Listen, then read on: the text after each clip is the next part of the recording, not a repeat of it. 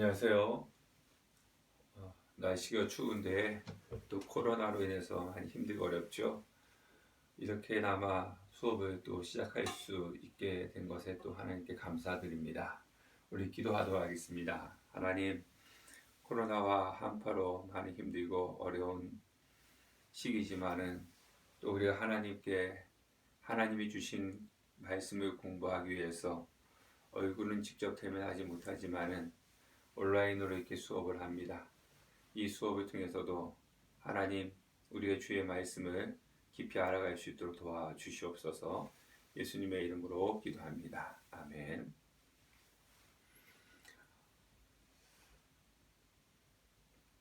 겨울 특강 예레미야서를 시작합니다. 얼굴을 대면하고 수업을 할 줄 알았는데 코로나가 계속 확산세 있고 주중 감소되지 않아서 비대면으로 수업을 하게 되었습니다. 저는 신민호 목사이고요. 경기도 남양주시에서 목회를 하고 있습니다. 오늘 이번 교육 특강에 저와 여러분들이 함께 공부할 것은 예레미야 선지서입니다. 여러분들이 이미 교재를 구입을 하셔가지고 아시겠지만은 이 교재를 통해서 여러분들과 직접 만나지 못하지만 수업을 하려고 합니다. 사실 이 설교도 그렇고 얼굴을 보면서 수업을 하는 것과 혼자서 이렇게 수업을 하는 것은 상당한 많은 차이가 있습니다. 얼굴을 보면서 이렇게 수업을 할 때는 좀 쉽습니다. 쉬운데 아무도 없는 가운데서 혼자 이 카메라를 보면서 수업을 진행하려고 하니까 참 어색하기도 하고 또 뭔가 피드백도 없고 같이 공부할 때 수업할 때보다 힘들고 어려운 것 같습니다. 그래도 이렇게나마 수업을 할 수 있게끔 해주심에 감사하고 이 겨울 특강에 같이 한번 공부를 하도록 하겠습니다. 예레미야서를 하는데요. 이 예레미야서는 좀 어렵습니다. 선지서 중에서도 어렵습니다.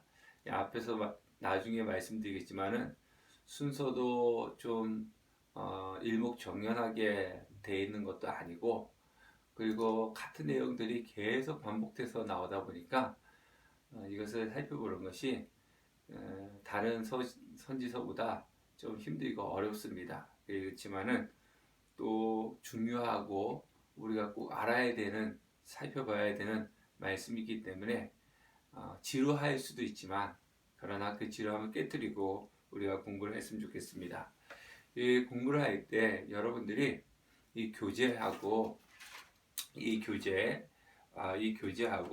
또 여러분들 말씀, 이 성경은 꼭 펴놓고 말씀과 교재를 보면서 같이 수업을 해야지만이 이해가 될 것 같습니다.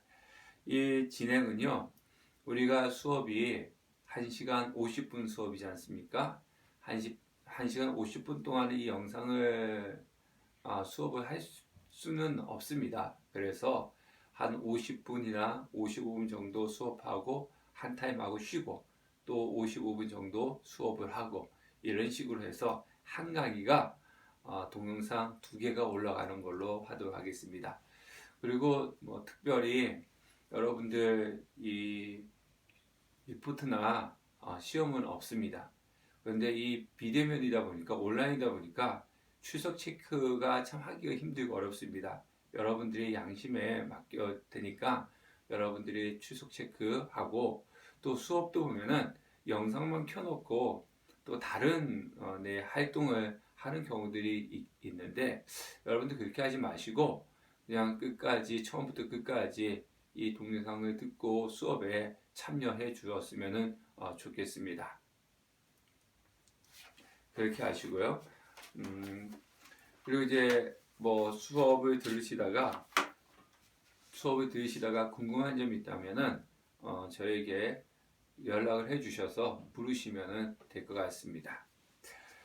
우리 오늘 첫 시간을 살펴볼 텐데요. 우리 첫 시간은 서론 부분입니다. 서론 부분인데 여러분들이 이 예레미야서를 잘 쉽게 이해하기 위해서는 좀 읽으시면 좋습니다. 그래서 이 수업 시간에 이 강의를 듣는 시간에 겨울 특강 시간에는 예레미야서를 최소 한 번 읽으시면은 여러분들이 공부하는 데 많이 도움이 될 것 같습니다.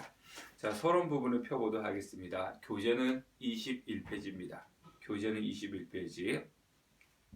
21페이지에 보면 우리가 이 선지서 예언서를 보면요. 대선지서, 소선지서가 있습니다. 우리가 대예언서는 이사야, 예레미야, 에가와 에스겔을 가지고 대선지서다라고 그렇게 이야기를 하고 있고 그 위에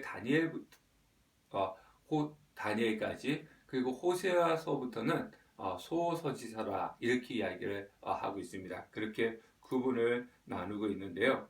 이 대예언서 세 권의 순서는 역사적인 배경을 따른다라고 하는 겁니다. 그래서 이사야서, 예레미야서, 에스겔서 이렇게 순서를 따르는데 그 이사야서는 주전 8세기의 인물이었다면은 이 예레미야, 에스겔은 주전 586년의 사건에 근접해 있습니다. 그래서 예레미야가 에스겔보다 생애가 먼저 시작되는 거죠.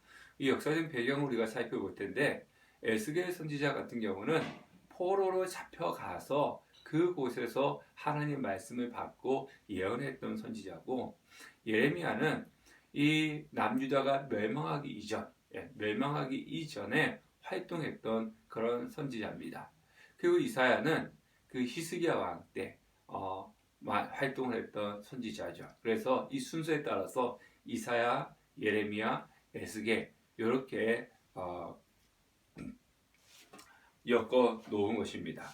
그리고 이 분량에 따라 가지고 또 하나로 묶였습니다. 그래서 분량이 많으면 대예언서 그리고 분량이 적으면 소예언서로 이렇게 구분이 되었고 그 안에도 역사적인 영대 순으로 이렇게 순서가 배열되어 있습니다. 그래서 대선지서, 소선지서 그리고 대선지서는 분량이 많기 때문에 뭐 선지자가 훌륭하고 뭐 이런 그런 차이가 아니라 분량이 많으면 대선지서, 분량이 적으면 소선지서 그렇게 나눈 것이고 그 순서는 그 선지자들이 활동했던 그 순서에 의해서 시대에 의해서 쭉 배열해 놓았습니다. 그리고 예레미야서는요 길이 면에서 성경에서 두 번째로 긴 성경입니다. 그러니까 선지서 중에서는 예레미야서가 가장 길다고 보면 되고요. 성경 중에서는 두 번째인데 첫 번째는 시편입니다. 시편이 분량으로 가장 많은 면을 차지하고 그 다음에 우리 예레미야서가 두 번째로 긴 서신서라고 이렇게 생각하면 되겠습니다. 21페이지에 보면은 아랫부분에 그렇게 나오고 있지 않습니까? 길이 면에서 예레미야서는 두 번째로 긴 성경책으로 알려져 있고 두툼한 책인 시편에만 뒤진다. 런드봄에 의하면 예레미야서는 21,835단어이고 분량면에서는 그 다음은 18,730단어인 에스겔서 그리고 16,932단어인 이사야서 순이다. 이렇게 이야기를 하고 있습니다. 그 예레미야서의 매력은 예레미야 예언의 내용이나 흥미를 자아내는 그의 생애와 특징과 관련이 있을 뿐 아니라 그 책을 통해 빛나는 그의 인품과도 관련되어 있다. 그래서 이 예레미야서의 그 매력은 예레미야 선지자의 생애 그리고 예레미야 선지자의 인품과 관련이 되어 있습니다. 예레미야는 고뇌하고 염려하고 슬퍼하며 몰아세운다. 당연히 그는 종종 눈물의 선지자를 여기신다. 그리고 우리가 많이 들었지 않습니까? 예레미야 선지자 그러면 눈물의 선지자다. 사실 우리가 주의 사명을 받고 이 교육자, 목회자의 길을 걸어가고 있지 않습니까? 지금 이 시대는 눈물을 잃어버린 시대라고 그렇게도 이야기합니다. 눈물을 잃어버린 시대. 그래서 이 가슴이 식어 있는 그런 시대라고 하는 거죠. 이 교육자도 보면은 눈물이 없어져 버린, 가슴이 식어져 버린 그런 상태로 사역을 하는 경우들이 참 많이 있습니다. 잃어버린 것이 눈물이라고 하는 거죠. 우리는 예레미야 선지자를 통해서 이 눈물을 찾아야 되는 겁니다. 이 시대를 보면서 아파할 수 있는, 눈물을 흘릴 수 있는 그런 사역자가 되어야 되고, 그리고 성도를 바라보면서 정말 애달파하고 눈물을 흘리는 그런 교육자가 되어야 되고, 교회를 보면서 이 교회를 눈물로 보듬어 안고 정말 기도할 수 있는 그런 교육자가 되어야 되는 겁니다.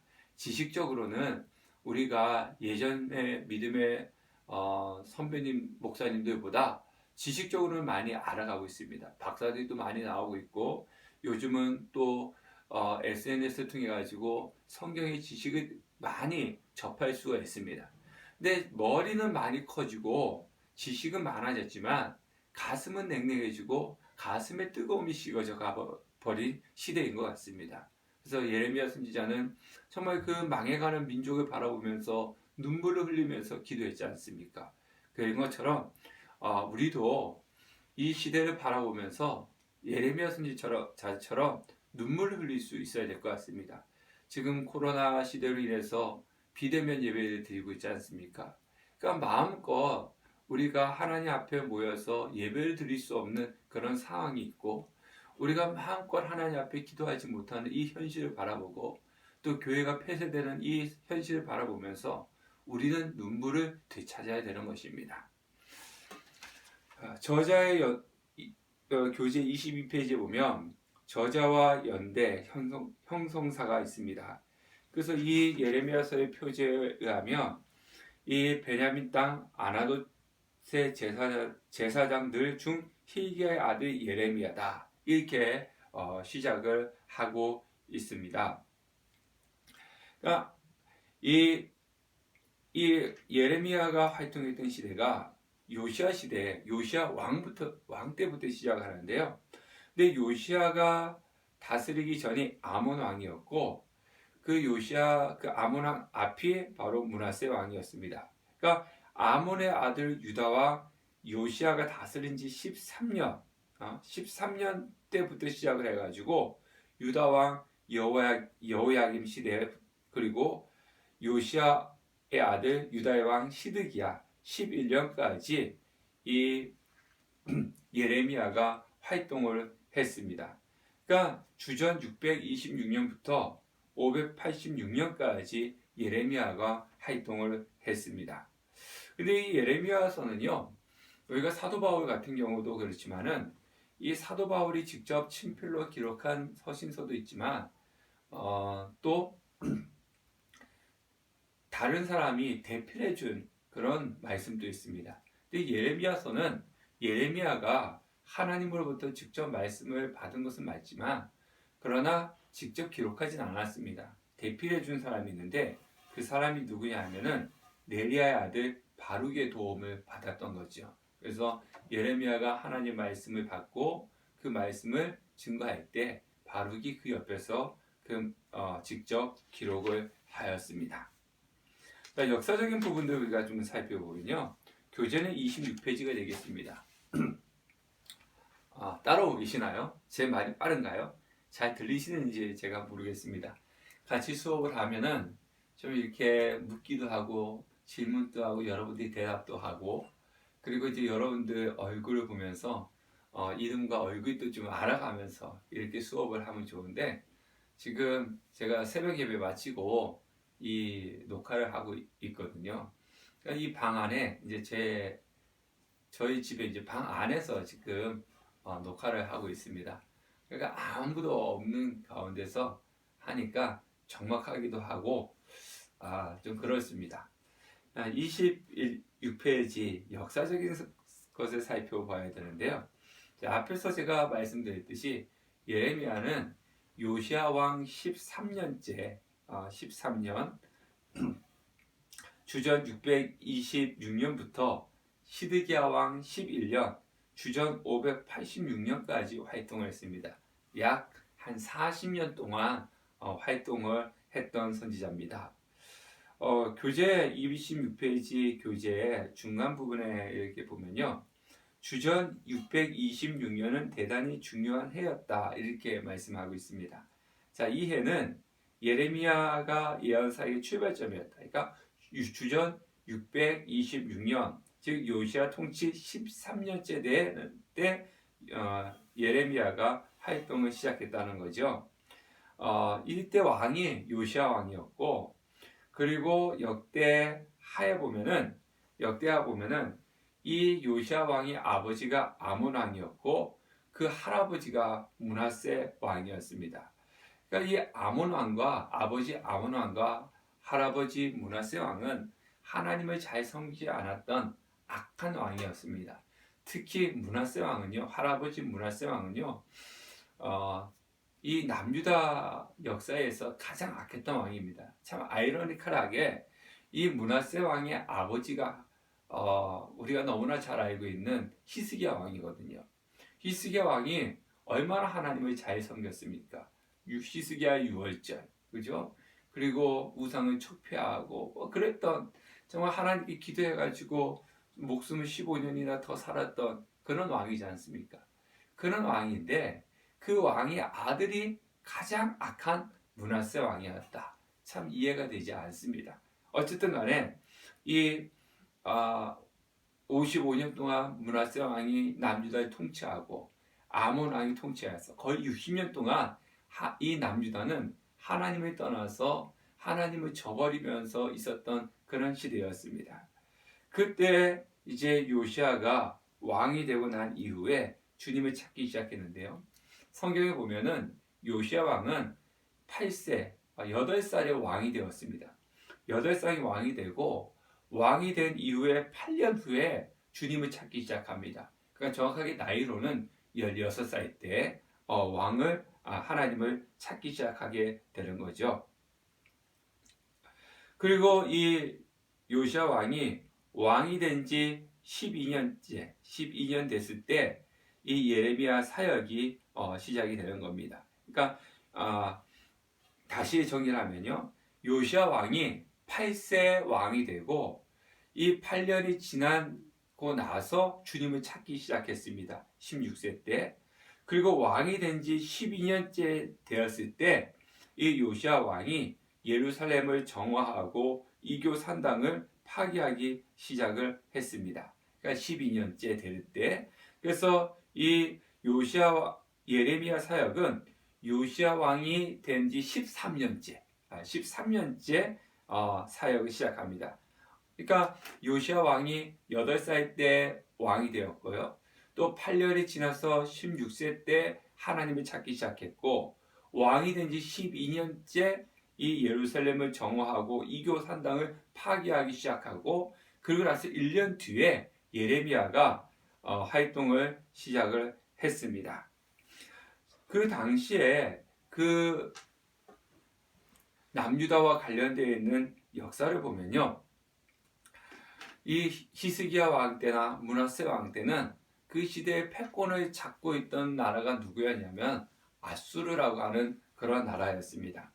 아수르라고 하는 나라가 패권을 잡고 있었는데, 이 아수르 바니팔이라고 하는 그 왕이 죽음을 당합니다. 죽고 난 이후에 이 바벨론의 나볼폴라사르라고 하는 그 왕이 등극을 하는데, 이 나볼폴라사르라고 하는 왕이 아수르로부터 독립을 선언합니다.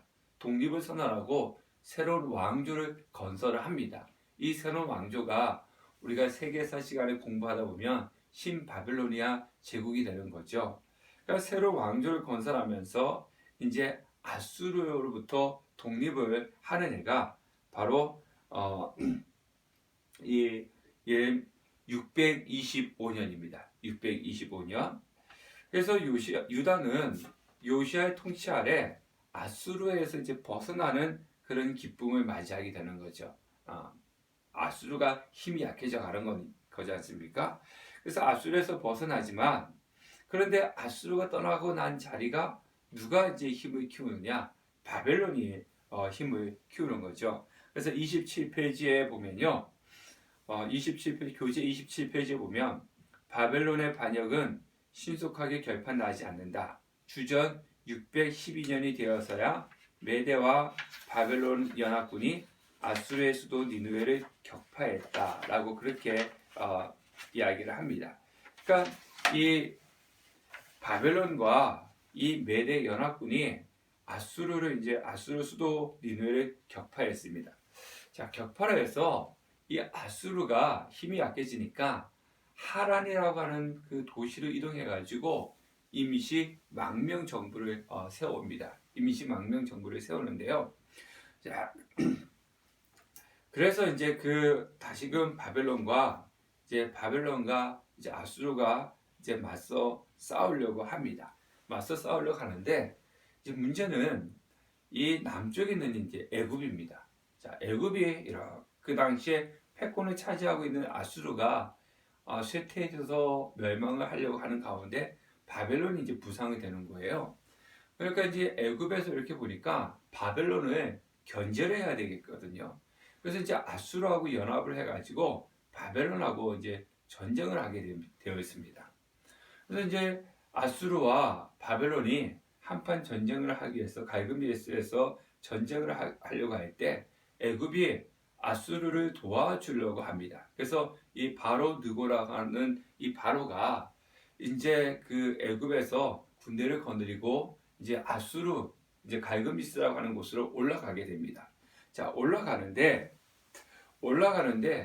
이 유다 요시아 왕이 지금 이 자신들을 괴롭혔던 아수르였지 않습니까? 아수르가 이제 바벨론에 의해서 거의 멸망을 당하고 있는데 애굽이 아수르를 도와주러 올라가는 겁니다.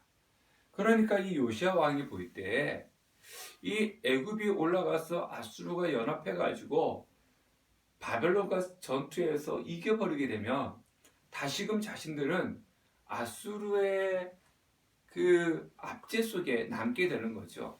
아수르는 남유다 입장에서 볼 때는 원수입니다. 원수. 그러니까 이 자신들을 괴롭혔던 원수인 아수르를 이 애굽이 도와주러 올라가니까 가만히 있을 수가 없는 거죠. 그래서 이 요시아 왕이 무기토에 가가지고 이 애굽이 올라가지 못하도록 막습니다. 자, 막아서 무기토에서 이 요시아 왕이 애굽 군대하고 싸우게 됩니다. 근데 거기서 이 요시아 왕이 죽게 되는 거죠. 우리가 역대하의 말씀 보면 이 바로 느고가 그렇게 이야기하지 않습니까? 내가 지금 올라가는 것은 하나님의 명령에 따라서 올라가는 거다. 그러니까 나는 너와 전쟁을 하기를 원치 않는다. 전쟁을 하기 원치 않으니까 너는 군사를 물리라. 라고 그렇게 이야기하지만 이 남유다 왕 요시아가 그것을 탁탁하게 여기지 않아요. 그래서 성경에 보면은 변장하고 들어가서 전투를 하게 되죠. 변장하고 전투에 들어갔다가 활에 맞아가지고 전사를 하게 됩니다.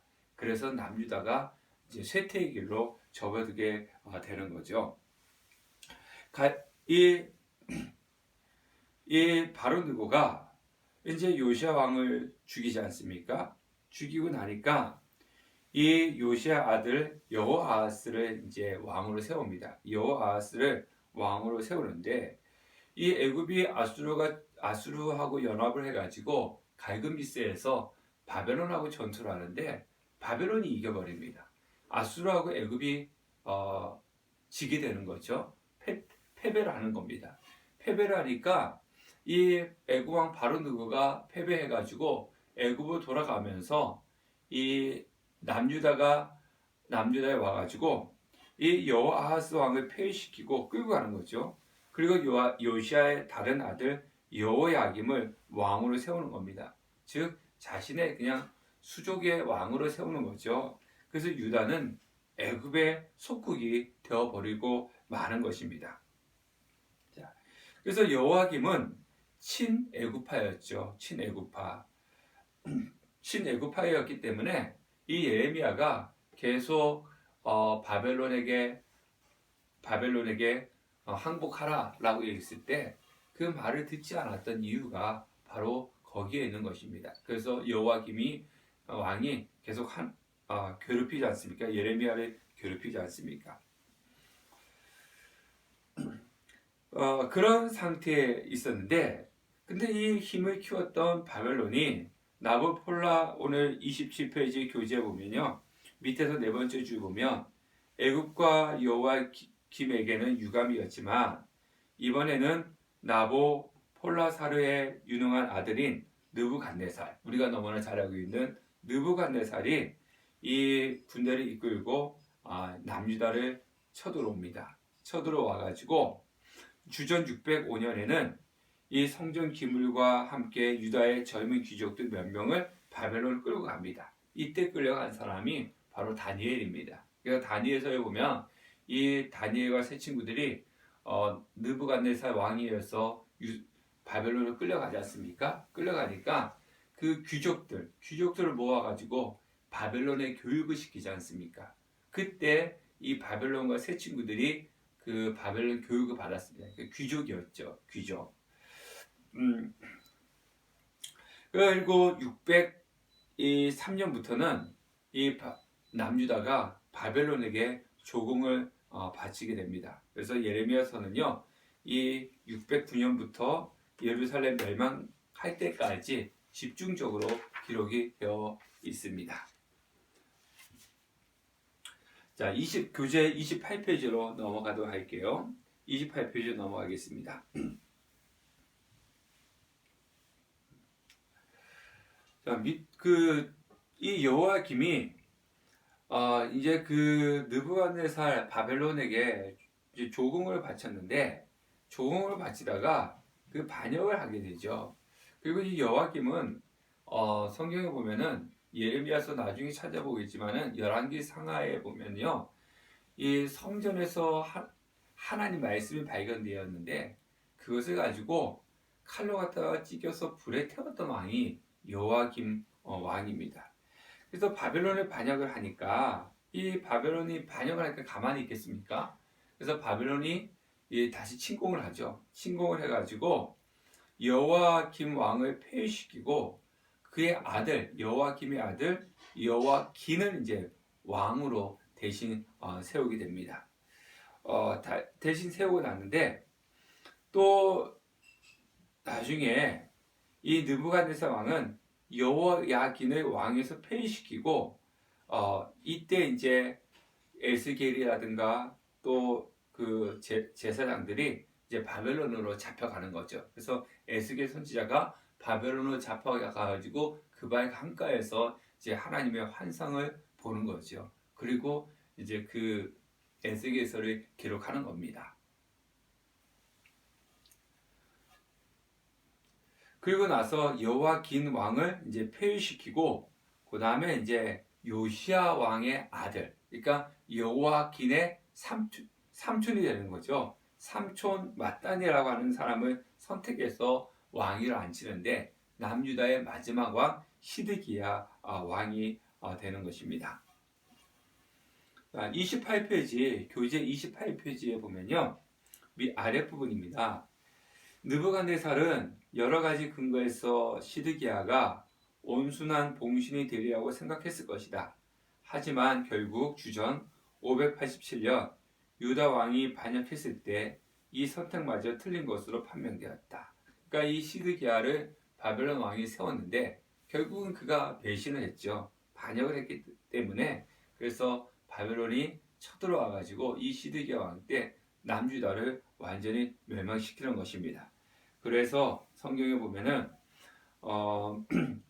시드기야의 아들을 살해한 뒤 그의 눈을 멀게 하고 그를 사슬에 묶어 바벨론으로 데려갔다. 그러니까 시드기야 왕 바벨론이 쳐들어와서 시드기야 앞에서 아들들을 죽이고, 그리고 시드기야 눈을 멀게 하고 사슬을 묶어 가지고 바벨론으로 끌고 갔다는 거죠. 그래서 이 기간 28페이지 아랫부분을 보면 이 기간 주전 626년에서 586년에 예레미야는 예언 사역을 수행했다라고 그렇게 하고 있습니다.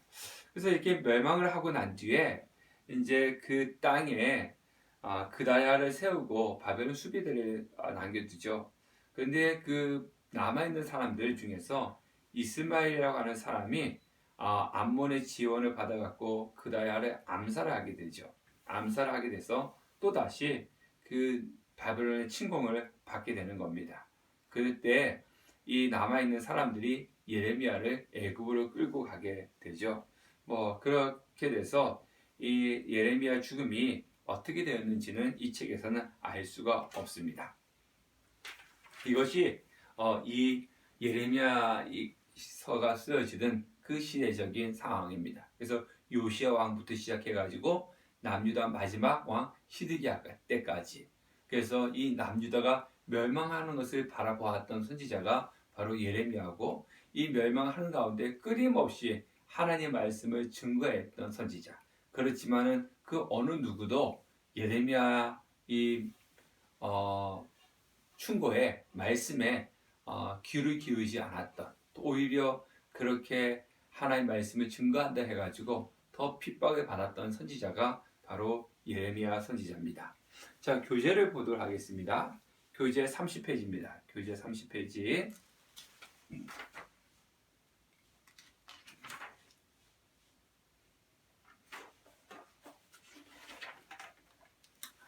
교재 30페이지인데요. 예레미야서의 언약. 예레미야서의 언약. 그래서 예레미야서는요, 이 신학적인 측면에서 가장 두드러지게 나타나는 것이 언약을 강조하는 책이라는 겁니다. 하나님의 언약, 하나님의 약속을 강조하는 책이라는 거죠.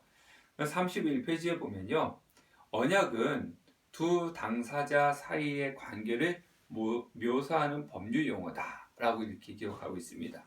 그래서 이 단어는 인간적인 차원에서 약속을 하고 의무를 부과하는 두 당사자 사이의 합의를 설명하는 데 사용됐다. 그래서 하나님의 언약은 하나님과 나와의 관계, 하나님과 이스라엘 관계에서 정말 서로 의무를 부과하는, 이 약속을 지키기 위해서는 너는 이것을 하고 나는 이것을 하고, 그것이 합의한 데 사용되는 것이 언약이지 않습니까? 그래서 이 언약이라는 단어는 노아를 필두로 하나님과 그분을 따르는 이들의 관계를 묘사하는 데 사용된다. 관계. 그리고 아브라함과 하나님, 다윗과 하나님, 이 관계를 묘사하는 것이 바로 언약이라고 하는 겁니다. 33페이지에 보면요, 그러면 이 하나님과 이스라엘 백성들이 언약, 약속을 맺었단 말이에요. 근데 이 33페이지에 보면 예레미야에 의하면 하나님의 백성은 어떻게 언약을 깼는가, 이렇게 질문하고 있습니다. 그러면 이스라엘 백성들이 하나님과 언약을 맺었는데, 이 이스라엘 백성들이 하나님과 맺은 언약을 깨뜨렸다는 거예요. 근데 그 언약을 어떻게 깨뜨렸는가? 교재에 보면 예레미야가 자기 백성에게 제기하는 가장 심각한 가장 심각한 고소가 뭐냐면, 그들이 십계명의 처음 2계명을 정면으로 파기하고 우상 숭배 죄를 범했다는 것이다. 처음으로 말하는 그 약속을 깨뜨린 그 죄가 무엇이냐면은 십계명에 나오는 2계명. 첫 번째 뭡니까? 하나님 외에 다른 신들을 섬기지 말라. 우상을 만들지 말라. 이것을 깨뜨렸다는 거죠. 그래서 예레미야는 바알을 숭배했다. 이스라엘 백성들이 하나님을 섬기지 않았고 우상을 만들었는데, 그 우상이 무엇이냐? 바로 바알을 숭배했다라는 것이 이스라엘 백성들이 하나님과 맺은 약속을 깨뜨린 첫 번째 잘못이라는 겁니다.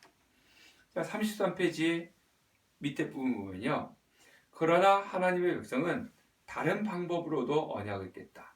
그러니까 바알을 숭배하는 것으로도 하나님의 언약을 깼는데, 또 다른 방법을 깼다는 거죠. 그것은 뭐냐면, 언약은 보호받기 위해 하나님만을 의지하라고 요청한다. 즉, 그러니까 나의 삶 가운데 도와주고 보호를 받기 위해서 하나님만을 의지해야 되는데, 하나님을 의지하라고 하는 그 요청을 깨뜨렸다는 거죠. 그것이 두 번째 언약을 깨뜨린 이유라고 하는 겁니다. 맨 마지막 절 보면요, 다른 신을 숭배하고 다른 나라를 신뢰함으로써 하나님 인간 관계를 근본적으로 배신한 것이다. 그러니까 첫 번째가 바알을 숭배하고 다른 신을 숭배하고, 두 번째는 하나님을 의지해야 되는데 하나님을 의지한 것이 아니라 아수르를 의지하고 바벨론을 의지하고 그리고 애굽을 의지하는 다른 나라를 신뢰함으로써 하나님과 인간 사이의 관계를 깨뜨린 것, 하나님과 이스라엘 백성과의 관계를 깨뜨린 것입니다. 34페이지에 보면 맨 위에입니다. 유다인들은 또한 안식일을 범하여 하나님을 모욕했다. 하나님의 뜻과 반대로 그들은 안식하고 예배하는 이 거룩한 날에 상거래에 몰두한다. 이스라엘 백성들이 가장 소중하게 지켰던 것이 안식일이지 않습니까? 그 신약시대 때도 보면은 예수님께서 병든 자를 고쳤습니다. 근데 병든 자를 고친 것이 안식일에 병든 자를 고쳤다고 그냥 병든 자를 고친 것은 문제가 되지 않는데 왜 안식일에 병든 자를 고쳤다고 그러면서 예수님을 가지고 배척하고 예수님을 십자가까지 끌고 가지 않았습니까? 그렇게 철두철미하게 안식일을 지켰던 사람들이 안식일에 무엇을 했느냐? 상거래를 했다는 거죠. 물건을 매매하고 파는 일을 했다는 것입니다. 그래서 언약을 파기한 이들에게 하나님께서는 새 언약을 맺으신다는 거예요. 새로운 언약을 맺으신다는 겁니다. 자, 35페이지에 보면 이 새 언약을 맺으시는데, 자, 이 언약을 맺으면 항상 징표가 있잖아요. 우리가 노아의 언약, 하나님이 노아하고 언약을 맺었어요. 노아하고 언약을 맺었고 그 징표가 뭡니까? 예? 다시는 내가 물로 심판하지 않겠다라고 했는데 그 징표가 뭡니까? 무지개였지 않습니까? 그리고 아브라함과 언약을 맺었지 않습니까? 아브라함과 언약을 맺을 때 그 징표는 무엇이었습니까? 할례였습니다. 모세하고 언약을 맺었는데 이 징표는 안식일이었습니다. 그리고 다윗하고 언약을 맺었는데 다윗하고의 언약은 징표를 말하지 않고 중간 부분이 있죠. 35페이지 중간 부분 보면은 다윗의 언약은 하나의 징표를 말하지 않고 사실 새 언약은 잔과 관련해서 징표라는 용어를 사용하지 않지만 그리스도의 죽음을 상징하는 잔은 새 언약의 징표 역할을 한다. 핵심은 새 언약이 그리스도의 죽음과 부활에 근거해 있다는 것이다. 새 언약을 맺는데 이 새 언약의 징표는 무엇이냐? 바로 예수님의 죽으심과 부활이 새 언약의 징표라고 하는 것입니다. 히브리서 기자에 의하면 하나님이나 그분의 도구의 결함 때문이 아니라 백성들 때문에 옛 언약은 실패였다. 그러니까 하나님과 이스라엘 백성 사이에 언약을 맺었어요. 근데 그 언약이 실패했던 이유가 무엇이냐면은 하나님과 하나님이 사용한 도구의 결함 때문이 아니라 백성들 때문에 언약이 실패했다는 거죠. 그래서 언약이라고 약속이라고 하는 것은 두 당사자가 지켜야 되는 거지 않습니까? 근데 이스라엘 백성들이 그 약속을 못 지킨 거죠. 그러니까 언약이 깨트려진 거죠. 새 언약은 하나님께서 그 징표를 보여주신 것이 바로 예수 그리스도의 죽으심과 부활이지 않습니까? 예수 그리스도의 죽으심과 부활은 우리가 할 수 있는 것이 아닙니다. 하나님께서 하신 거죠. 그래서 우리가 그 언약에 개입하지 않았기 때문에 하나님께서 하신 것이기 때문에 새 언약은 이루어져 가는 겁니다. 35페이지 아래쪽에 보면요. 그래서 옛 언약은 실패했기 때문에 이스라엘 백성들은 그 땅에서 쫓겨날 수밖에 없었던 겁니다. 35페이지 맨 아래쪽에 보면 하지만 새 언약이 옛 언약을 대체한다는 것은 어떤 의미인가 이렇게 이야기를 하고 있습니다. 바로 예수님께서 죽으심과 부활을 통해서 그 언약이 이루어져 간다고 하는 것입니다. 그리고 이제 36페이지와 37페이지에 보면 이 예레미야서의 어떤 구성적인 부분들이 있는데요. 보면은 예레미야서의 예언은 주님의 이름으로 예언하는 겁니다. 그러니까 예레미야가 스스로 하는 것이 아니라 하나님의 말씀을 받아서 하나님의 이름으로 선포를 하는 것이고요. 그리고 또 이스라엘 백성들에게만 국한되어 있는 것이 아니라 열방을 향해서도 선포를 한다는 거죠. 우리가 뒷부분에서 살펴와서 읽겠지만은 이 예레미야서는 이 다른 열방에 대해서도 심판의 메시지를 증거하고 있는 것입니다. 그래서 이 교재 37페이지에 보면 윗부분을 보면 하나님이 자기 백성을 저주하는 자를 저주하겠다고 선언하고 있습니다. 예. 이스라엘 백성들이 괴롭혀 있는 그 열방은 하나의 도구다. 그들이 또 하나님께서 죄악 때문에 반드시 심판하시겠다라고 그렇게 말씀하고 있습니다. 자, 38페이지에 구조를 보도록 할게요. 자, 구조.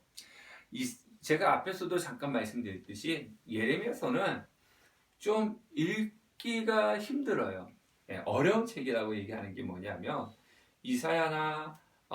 이사야서처럼 아니면 다른 그런 선지서처럼 이렇게 그 질서정연하게 진행이 되지 않습니다. 근데 읽다 보면은 앞에 있는 내용이 또 뒤에 나오는 것 같고 또 뒤에 있는 내용이 있다 보면 이거 앞에 했던 얘기 나왔던 이야기 같은데 하면서 이 이야기가 계속 반복되는 것 같은 그런 느낌을 받습니다. 그리고 또 일사정연하게 진행되는 것이 아니라 이쪽 이야기를 하다가 갑자기 또 저쪽 이야기가 쑥 들어오고 또 저쪽 이야기를 하다가 또 이쪽 이야기가 쑥 들어오는 좀 그런 좀 특이한 방식으로 이 예레미야서는 진행이 되고 있는 거죠. 그렇다 보니까 우리가 지금 이 예레미야서를 읽는데 참 어렵다는 거죠. 순서대로 쭉 나야 되는 것도 아니고 구체적으로 시간적으로도 뭐 이거는 언제 이루어졌다라고 시간의 정보도 주지를 않습니다. 그렇다 보니까 그 당시에 이 책이 기록될 당시와 지금 2000년이 뭡니까? 거의 2500, 3000년 이 시점에 우리가 이 말씀을 읽는 것이 참 어렵다는 거죠. 그래서 모든 시대의 사건들을 빠짐없이 기술하는 것이 아니라 선택되어져 있는 특정한 사건이나 사실에 기초해 가지고 뜻을 전하기 때문에 이해하기는 힘들고 좀 그렇지만 그래도 우리가 이것을 통해서 하나님의 말씀을 붙들고 나가야 되는 겁니다. 그리고 이 예레미야 선지는 열방에서 선포하면서 선포만 하는 것이 아니라 하나님 말씀을 선포하는 것만 아니라 또 하나님께 직접 아뢰는 이스라엘 백성과 하나님 사이에서 또 직접 아뢰는 중재자의 역할도 하고 있는 거죠. 선포하는 선지자의 모습뿐만 아니라 중재하는 중재자의 모습도 보여주고 있습니다. 자, 그래서 이제 본문을 들어가도록 하겠습니다. 예레미야서 1장. 자, 성경 펴셨나요? 성경. 예레미야서 1장. 1장. 성경을 펴시기를 바라겠습니다. 이 표제어인데요. 1장은 처음에 1절부터 3절까지 이렇게 나눌 수가 있고요. 그리고 또 두 번째 단락은 4절부터 19절까지 나눌 수 있는데 이 두 번째 단락은 또 나눠져요. 4절부터 10절까지는 예레미야의 소명, 예레미야의 부르심, 그리고 11절부터 또 16절까지는 두 종류의 환상이 나옵니다. 그래서 살구나무 가지 환상과 끊는 가마 환상이 나오고 있고요. 마지막으로 17절부터 19절까지는 하나님께서 예레미야에게 당부하시는 약속의 말씀으로, 그래서 전체적으로 예레미야 1장은요 두 단락 1절부터 3절까지 그리고 4절부터 19절까지 두 개로 나눠지는데 두 번째 단락 4절부터 19절에 있는 그 두 번째 단락은 또 세 개로 나눠집니다. 그래서 예레미야의 부르심 4절과 10절 예레미야 소명, 그리고 또 11절부터 16절까지는 두 환상, 그리고 17절부터 19절까지는 약속의 말씀, 이렇게 구분이 되어집니다. 첫 번째 우리 1절부터 3절까지 이 말씀을 우리가 좀 살펴보도록 할게요. 교재는 43페이지입니다. 교재는 43페이지. 자, 이 처음에 시작을 하면 예레미야서 1장 1절에 어떻게 시작을 합니까? 베냐민의 땅 아나돗의 제사장 중 힐기야의 아들 예레미야의 말이라, 이렇게 시작을 합니다. 지금 이 아나돗 제사장이다. 라고 얘기하고 있습니다. 아나도 제사장, 그리고 힐기야의 아들 예레미야다, 그렇게 말씀을 하고 있는데요. 이 힐기야는 어디에 나오고 있냐면은 이 요시야 왕 때 통치하고 있을 때 이 율법책을 성전에서 발견한 사람이 힐기야입니다. 힐기야. 그래서 우리는 통상적으로 그 힐기야가 예레미야 아버지다, 이렇게 이야기하고 있고, 그래서 이 예레미야는 제사장 출신입니다. 제사장이죠. 그 제사장인데, 그래서 힐기야는 그 당시에 성전에서 하나님의 말씀을 발견한 대제사장이었습니다. 물론 학자들에 따라서 정말 그럴까라고 얘기하는 학자들도 있지만, 통상적으로는 이 예레미야는 힐기야의 아들이다, 그 힐기야의 아들이다 라고 그렇게 이야기를 하고 있고요. 그리고 이 베냐민 땅 아나도 제사장이다 라고 얘기를 하고 있습니다. 베냐민 땅 아나도. 이 아나돗이라고 하는 것은요, 아나돗이라고 하는 것은 오늘 교재도 나오고 있는데, 지금은 흔적이 남아있는 아나타 부근이다, 이렇게 이야기하고 있는데, 예루살렘에서 북동쪽으로 3마일, 북동쪽으로 3마일 떨어진 곳에 위치해 있다고 합니다. 그래서 이 말씀은요, 이 마을은 여호수아 21장 18절에 보면 레위 지파에게 배정되어 있습니다. 레위 지파에게 배정되어 있고, 이 솔로몬은 제사장직에서 추방당한 아비아달을 이 아나돗에 보냈습니다. 열왕기상 2장 26절에. 그래서 예레미야가 아비아달의 후손이었다라고 이렇게 추측하는 사람들이 또 있는데요. 근데 레위 지파 사람들이 살았는데 오늘 성경에 보니까 베냐민 땅이다, 이렇게 이야기하고 있습니다. 그러니까 베냐민 땅에 있는 아나돗인데, 이 아나돗은 제사장들이 살던 곳이다. 제사장은 레위 지파지 않습니까? 우리가 여호수아가 땅을 분배를 하죠. 땅을 분배할 때 레위 지파는 땅 분배를 받지 못했어요. 그죠? 예. 레위 지파일 때는 땅을 분배하지 않았습니다. 다른 12지파에게 땅을 분배했죠. 그러니까 땅을 받은 12지파가 그 자신들이 분배받은 것 중에서 가장 좋은 것을 누구에게 주었습니까? 레위 지파 사람들에게 주었죠. 그래서 아나돗은 베냐민 땅에 있는, 누가 살고 있는 집 땅입니까? 베냐민 지파 안에 있는 제사장들이 살고 있는 땅이 바로 아나돗이었습니다. 그곳에 살고 있던 그 예레미야다, 이렇게 이야기를 하고 있죠.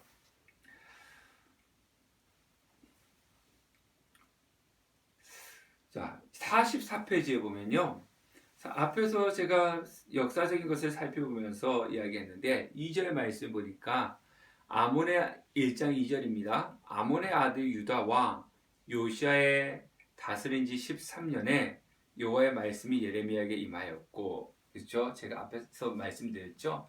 요시야 왕 13년째 되는 해 하나님께서 예레미야에게 말씀을 임했습니다. 그때는 이제 요시야 왕이 막 하나님을 섬기고 그 땅의 우상을 파괴시키고 정말 그렇게 활동하던 시대였죠. 그래서 이 요시야 왕은 8세에 왕이 되었고, 왕이 된 지 8년째 하나님을 찾았고, 그리고 12년째 이제 우상들을 척결하고 그런 종교 개혁을 시작하게 되었습니다. 그리고 난 이후에요, 이 18년 통치 18년이 돼서야 율법책을 발견했어요. 율법책. 아까 얘기했던 대제사장 희기야가 성전에서 하나님의 말씀을 발견된 것이 18년이 되어서 율법책을 발견하게 되었던 거죠. 44페이지 중간 부분에 보면요, 한 3분의 아래에서 한 3분의 1 정도 됩니다. 밑에서 한 10번째 줄 정도 되는 것 같네요. 예레미야 사역은 요시야의 통치 기간과 일치하고, 예레미야는 사실 요시야의 개혁을 지지했다. 그렇죠? 아마 요시야가 하나님을 섬기는 것에 많은 도움을 주었을 겁니다. 주전 627년, 626년에 중요한 또 하나의 사건은 아수르를 향한 바벨론의 적개심이 시작되었다는 것이다. 그래서 이 앞에서 살펴봤듯이 이제 이때 아수르가 멸망해 가고 있고 바벨론이 부흥하고 강성해져 가고 있고, 그래서 이제 바벨론과 아수르가 전쟁을 할 때 이 바로 누거가 아수르를 도와주러 올라가다가 거기서 이제 요시아가 막으면 통해서 요시아가 죽음을 당했죠. 그래서 여호아하스 왕, 그리고 여호야김, 여호야긴, 시드기야, 이 왕 때까지 이 예레미야가 활동을 했는데요. 그래서 이제 친애굽파 여호야김, 근데 나중에 배반했죠. 그 뒤에 여호야긴이 이제 왕위를 계승했고, 마지막에는 여호야긴의 삼촌 시드기야가 왕위를 대신했죠. 근데 이제 여기에 보면요, 이 예레미야서에 보면 여호야김에 대해서 많이 이야기를 하고 있습니다. 그리고 시드기야 왕 때, 여호야김과 시드기야 왕 때 많은 말씀이 나오는데, 그만큼 이 예레미야는 시드기야 왕과 여호야김과 많이 연관이 되어 있다라고 하는 것입니다. 자, 우리가 1강은 나눠서 한다 그랬습니다. 그래서 1강의 전반부는 여기까지 하고 잠깐 쉬었다가 예레미야서 1장 4절부터는 이 1강 후반부로 시작을 하도록 하겠습니다. 자, 이렇게 얼굴을 대면하고 수업을 해야 되는데 얼굴을 대면하지 못하고 수업하니까 참 애로사항은 있습니다. 그러나 이렇게라도 우리가 하나님 말씀을 배우는데 열심을 다했으면 좋겠고요. 그리고 우리가 많이 기도해야 될 것 같습니다. 이 코로나가 빨리 종식이 되어서 예전처럼 우리가 하나님을 마음껏 찬양하고 예배할 수 있는 날이 왔으면 좋겠습니다. 저는 사실 요즘 코로나 때문에 우리가 마음껏 예배 드리지 못하지 않습니까? 이런 상황 속에서 저는 북한교회 성도들을 생각해 보았습니다. 북한교회 성도들은 지하에서 예배를 드리지 않습니까? 지하에서 예배 드리다가 발각되면은 그들은 바로 사형입니다. 그런 두려움 가운데서도 하나님을 찾고 예배를 드리는데 우리의 모습은 어떠한가 한번 생각을 해보게 되었습니다. 그래서 이럴 때일수록 우리가 더 깨어서 기도하고, 이럴 때일수록 우리가 더 하나님을 찾는 그런 저와 여러분들이 되었으면 좋겠습니다. 수고들 많이 하셨습니다.